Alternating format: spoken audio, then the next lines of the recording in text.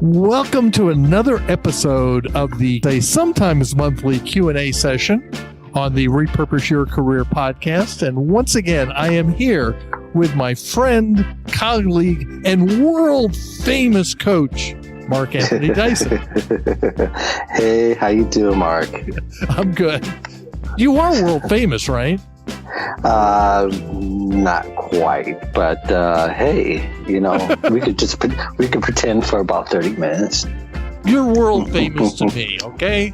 Okay, all right. Okay. All right, good enough. Mark sent me some questions about LinkedIn, or a question about LinkedIn. I thought, hey, let's do LinkedIn questions this month. Mark, why don't you read me the first question, and I'll go ahead and answer it, and we can banter back and forth. Okay, sounds good. First question. My official title is Senior Project Manager, but I do much more than that. I am also a business analyst and provide data analysts for a variety of projects. I have a Senior Project Manager as my current job title, and therefore I only get calls from recruiters for project management positions. I would rather do the business and data analyst work, but no one calls me for that. What should I do to make myself a magnet for the kinds of opportunities I would prefer? This is a problem that a lot of folks have in the fact that job titles have become pretty nebulous. Mm-hmm. And so many people wear multiple hats. And so in LinkedIn, there are two ways to handle this. Mm-hmm. One, in your current job title, put your actual official job title. Then put a vertical bar, and then start listing out all the job titles that are valid for what you do today. Mm-hmm. So I find this with product managers. I work with a lot of product managers, and they'll put senior product manager, but they also do product marketing. So I then say, okay, put a vertical bar, product marketing manager, and then put another vertical bar and put every title that is valid in the current job title field. And a current job title field is something that always says to current. Now, the other way you can handle this, and the way I do it in my profile, is I actually have 3 jobs. I have my career pivot, which I put all the appropriate job titles. But then I also list my podcast as a separate job. Mm-hmm. I also list my volunteer position on the board at Launchpad Job Club. Mm-hmm. All of those say to current, to present, and so therefore all are current job titles. And so when recruiters search, and by the way, recruiters search primarily on the current job title and keywords. Mm-hmm. So if you want to be found as a business analyst, you need to have business analyst in your current job title. Otherwise, no one's going to find you for that. Yeah. So what do you think of all that? That's funny. You should mention all of this. And I was just talking to someone, our friend Bob McIntosh, particularly. We were just talking about the LinkedIn algorithm, and that there are several things that people can do to get more visibility and perhaps more contact and engagement regarding that. And first, to say that getting engagement regarding the stuff that you want to do is a great way to get someone to look at your profile. So in other words, you are getting in on in his particular case, you're getting in on discussion about things that are more from the business analyst and data analyst points. So you want to start jumping in on the LinkedIn groups or anything that's going through the timeline to show that your interest and your expertise in it so that people can go to your profile. That's one way. A lot of people will put things in their profile, but they get no attention because they don't engage or they're not active in some kind of way.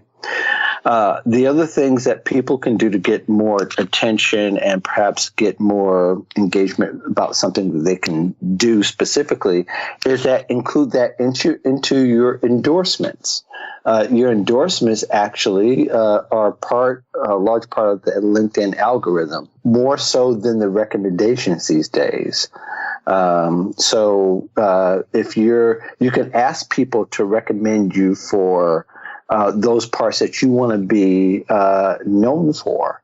So you can start getting more attention that way, and you'll start to come up in the search that way. And you can look on the side panel where it says people also viewed to kind of get an idea. Are you listed with the people who have those same job titles and things like that? And that goes along with your advice about putting the separate titles. But I think, too, as we've discussed before, I think you and I discussed on some level, whether it was recorded or not. I can't tell the difference anymore. But, you'll need to start looking for and Google to make sure that the title that you want to be known for is an updated current title that people are actually looking for. Senior project manager is pretty broad, I think, is being inferred in the question here. But I think the ultimate issue is you want to be known for certain aspects of your job, because you don't want to just be known as the senior project guy. You want to be known as the data analyst or the business analyst or whatever parts that go along with that. So you can go to Google and put in quotes LinkedIn.com, and then aside from that, put in the title to see what comes up on LinkedIn. You'll get some results that are kind of outside of LinkedIn, but ultimately you'll get some that are associated with LinkedIn, and see what basically you want to see what titles that people are coming in that do the same thing you do, but are currently working in those capacities and maybe have more responsibility in those areas that you currently have. So those are some of the things you could do. There's a lot of ways you can also, like you stated about keywords and inserting them in your summary that have some kind of function that, or maybe even associated with quantifiable results. So, I think those are things that can make you appear more visible in LinkedIn. You made a very interesting point that I hadn't thought of, and that is job titles aren't the job titles that people search on aren't necessarily the ones that you're using. Right. So I'll use the example in my last corporate job, which was 2011. I was a training manager. Well, nobody puts training manager anymore. They use learning. They use learning and development. So one of the key things is to make sure that you are using the job titles that people are actually looking for. The other thought is, if you want, I've also always told people is, if you want to get more visibility, go look at people who are doing the job you want to do and go look at their LinkedIn profile and then see if they look back. Or more importantly, look at recruiters at companies that are where you might want to work. Look at their profile and see if they look back. And right. It's kind of like, poke. Yes. And see what, and once someone has looked at your LinkedIn profile, one of the things you can do is you can say, hey, let's go ahead and send a connection request now that I'm kind of a known quantity because you've actually looked at my profile. And say, go ahead. No, I was going to say LinkedIn gives you those tools. One, they tell you under where you're being, your notifications and where you go to see who has viewed your profile, which is actually right there on your homepage. You can look to see how you're found. And you can continue to tweak, as you suggested, as to how you can be found in those by the keywords that people are finding you at. If people are finding you a lot by the homepage, which probably that's going to get most of your people who view you, that's a good thing. But also how people are searching for you. There's a couple of places you can look for. Even the companies that appear in your profile, they give you an idea and indication of who's looking. Like I said, the people also viewed, and a lot of this keyword driven.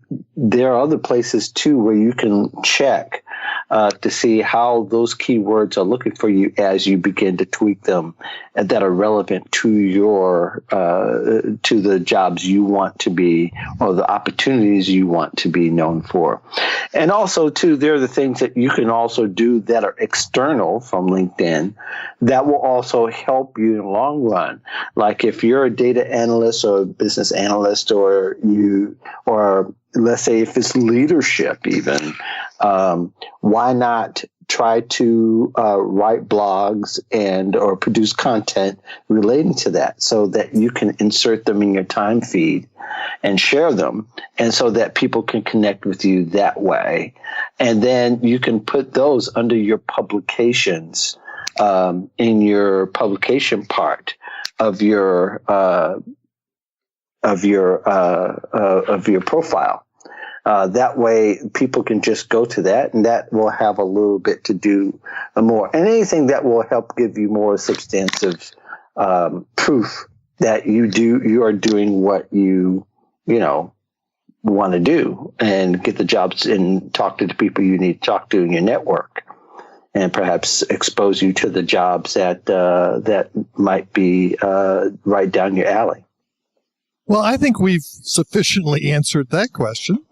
Yeah, we did. Probably more than we planned to. But rather interesting. That will feed into question 3. But we'll get to that. So the second question is: I am trying to understand if my network of 8,000 people on LinkedIn is any better than someone that has 500. I know you use the networking science in your profile, and I want to connect and follow you to see what you think and what I can learn. And this is obviously a connection request to Marc Anthony Dyson. So what's your answer to that? Well, first, the networking science thing, I don't know where that came from. Although I've written articles and had podcast episodes regarding networking. But nevertheless, for some jobs that have very unique niches, you might even need just less than 500 people to have an impact on your career, and to have an impact on others, depending on your other activity, of course. Of course, LinkedIn says, well, the more you have, the more visibility you have, and that's true. You can send through an article, any article, whether you wrote it or not. It's better if you include that your content along with other people's content. You'll get a lot more likes if you had 8,000 than if you have 500. But what really matters to you is if you're having career connections. And if you want career connections within your industry, within your niche or your interests, those 500 may be a very concentrated and strategic connection for you to where that's enough. But it's hard to answer that question, because if your goal is visibility, then the 8,000 is definitely better than 500. But if you're looking to advance your career, or if you want to have many more engaging conversations about your career, then the 500 might be even better. But of course, again, if we're talking in terms of visibility, then it's the 8,000. But it depends what your goal is, and that wasn't answered particularly. But addressing the question within itself, there's a lot of factors that are involved. Yeah, I like to say it depends. Mm-hmm. I wrote a blog post on how many connections is enough connections. And I used the example. I had a former client who wanted to get into pharmacogenomics. Yeah. Right? Very, right. very, very niche. In fact, when we took the keywords that were associated with that, and by the way, that's the mathematical modeling of drugs, there were only about 1,000 people on LinkedIn who had those terms in their profile. So if he had a couple of hundred of the key people linked to, that was he was probably a secondary connection to just about everybody. Everybody, right. Yeah. So that would be very productive for him. Right. And that's probably mostly all that he would need. Right. Now, if you were, say, for example, a general Java programmer who just wanted to focus on the Chicago market, probably having 500 to 1,000 would probably be enough, as long as you have the right people in that. That's probably good enough. Now, if you are like Mark or me, where we are dealing, if you are like a consultant or someone who has a very, very broad, wants to reach out to a lot of people who you want to help just about anybody, then probably the more the merrier. Yeah. But the point there is, it depends on what you're trying to accomplish. And if you're looking at a very niche market, then having more, like having 8,000 but not having anybody in there that's in pharmacogenomics, and if you want to be in pharmacogenomics, not going to do you a whole lot of good. Right? So it depends on whether you are looking at a broad, a medium, or a very niche market. So the answer is, it depends. Yeah, it depends. But it's a good question, because there are a lot of people who have 8, 9, 10,000 connections. Yes. And there's no activity or engagement or anything. You see them like an article every now and then, but you don't know that they exist. Right. Now, I don't have a whole lot of, I'm almost at 1,800. I think I'm at 1770 right now. Yeah. Which for a lot of people, they think that's a lot, but compared to like you or some of the other people that we work with often, that's minuscule. Right. But having said that, I'm fairly active and I'm pretty engaged, so it works fairly well for me, especially since I'm not right after the number. I don't go for numbers. Otherwise, I'd probably have about 7,000 or 8,000 by now. And there's probably a lot of people I've turned down because, there's no photo, there's not a note, or there's not a note as to say, well, you're a NASA scientist and you don't have a picture, but why should I connect? Why should I connect with you other than your title's pretty interesting, and you start to question the validity if they're not that willing to put that kind of information out there. But ultimately, there's a big depends on it. And I think you find out what works for you contingent on what your goals are and what you're trying to learn. Well, let me ask you this. When you get a connection request and it has there's no note with it, how do you handle that? It depends. I'll tell you why. There's a colleague of ours who will absolutely won't respond to one without a note. And my thinking is, well, how can you teach someone the right protocol if they're not connected to you? Because, as much as you and I and many others write about careers, and we're pretty visible because our platforms are kind of on the high end, how are they going to learn otherwise? And then there's some people who just don't know any better and don't care, but they're a good contact. So a lot of it's under the depends. And I know I'm going to hear from one person who thinks totally different than I do, but that's the way I handle them. There are people I've turned down. Like I said, they don't have anything for me to reach for as for why I should connect with them.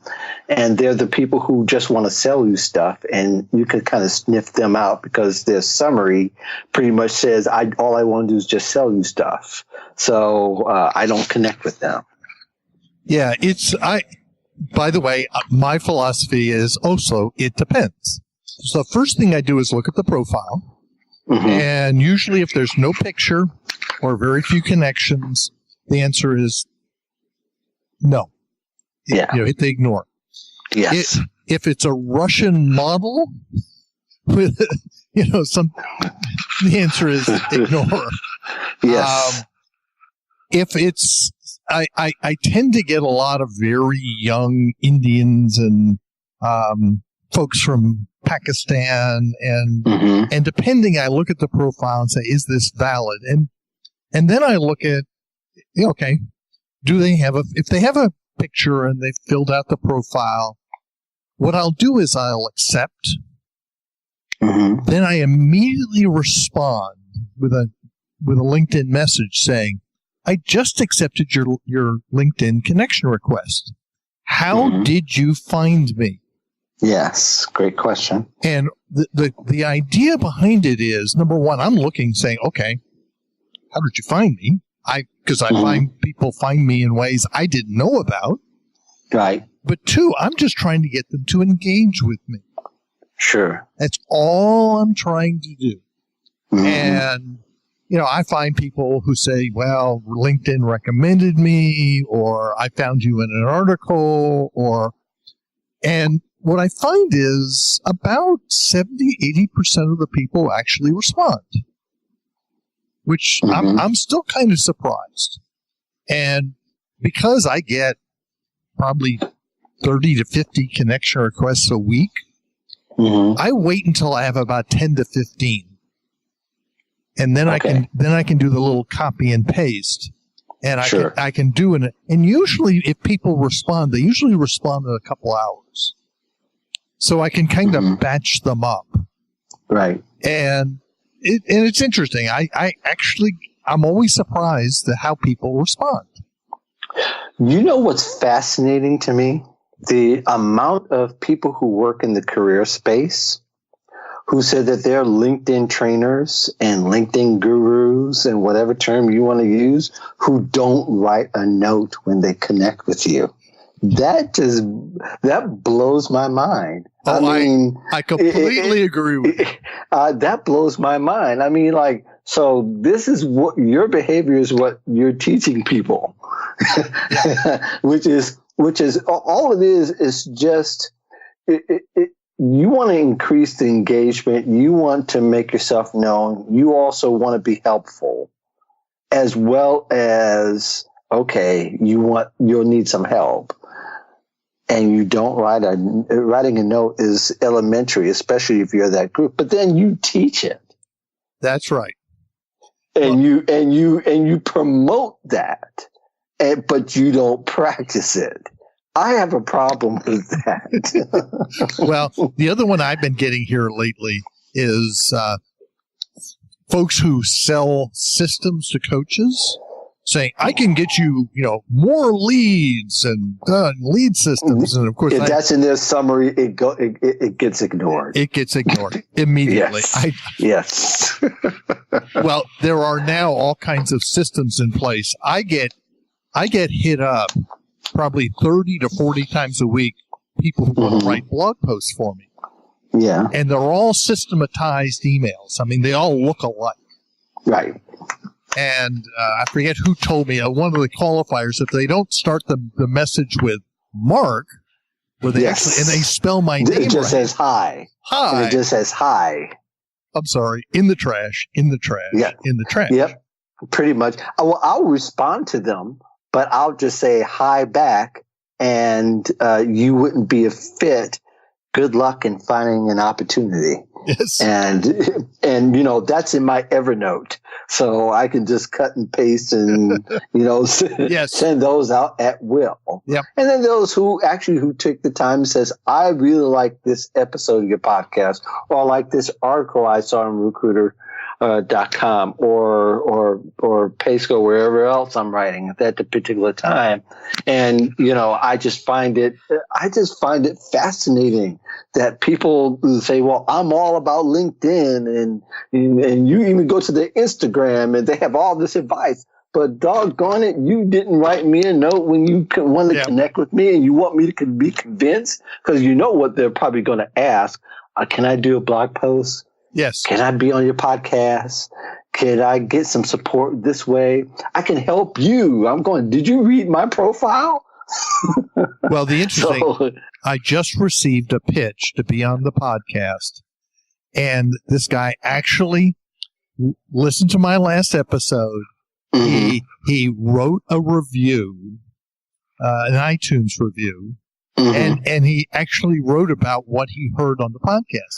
I'm going, well, I responded back saying, hey, the person you're pitching to me, can I have a copy of their book? Yeah. Right? And I actually responded. Usually, most of the time, these people with these automated systems, I'm sorry, I don't respond back. Anyway. Right. Yeah. And I think that's a lesson for job seekers. There's no one set rule for you to do it, but you do have to have some sort of discernment to whether somebody's going to be a good or fruitful connection for you or not. The numbers are just numbers, and they could impress someone or not. I'm not impressed by numbers these days, but I am impressed by somebody who engages and uses their network to provide value, as well as, if you need a little help or need a little something every once in a while, you raise your hand.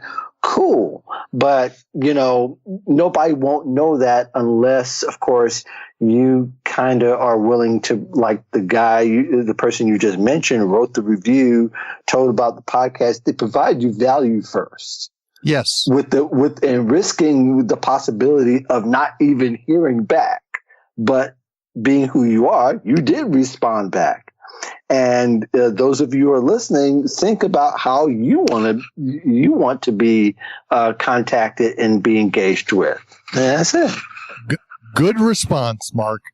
Let's move. Let's finish up with the third question. Third question. Okay. I'm looking for a job and have free version of LinkedIn. Is it worth the money for me to upgrade? I get this all the time. I'm sure you do too. Yes. And I'm sitting here, and by the way, I am on the base business premium membership, which you can't buy anymore. Wow. And they keep on trying. I didn't know there was such a thing. Oh, well, you can't buy it anymore because I bought it back in 2015. 15, really? Right. Okay. Right. And as long for me, it's $250 a year.